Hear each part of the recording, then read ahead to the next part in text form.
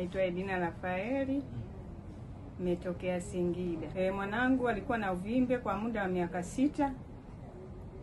Tulifanya juhudi kwenye matibabu, tukaenda SMC, amefanyia upasuaji kama mara 2, lakini uvimbe ukawa unarudi. Na amekaa nao muda wa miaka 6. Ameanza akiwa na darasa la 5. Mpaka kamaliza la 7, amemaliza nao. Mpaka ameanza form 1, sasa hivi anaingia form 3. Amehangaika miaka mingi.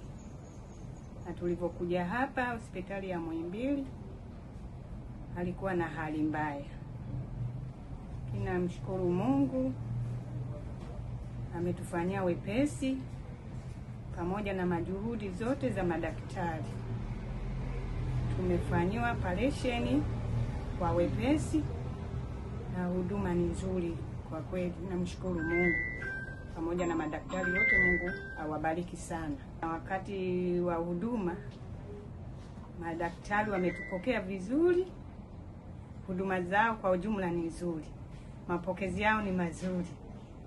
Sijaona tatizo lolote, labda kubezwa, kudharauliwa, hapana. Na hawachagui mtu, wana huduma nzuri kwa ujumla. Huduma za Muhimbili ni nzuri, hazina shida, kuanzia kwa madaktari, manesi na wauguzi wote, mpaka na mazingira yao kwa kweli ni mazuri. Nimefurahia.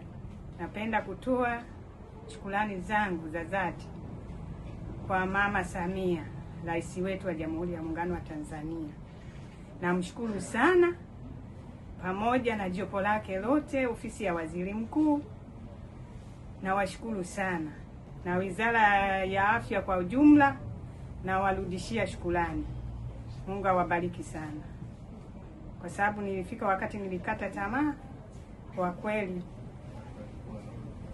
Mwanangu alikuwa haoni, uvimbe ulikuwa ni mkubwa unatisha.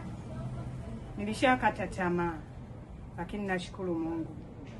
Nawashukuru sana ofisi ya Rais wetu Mama Samia, ofisi ya Waziri Mkuu.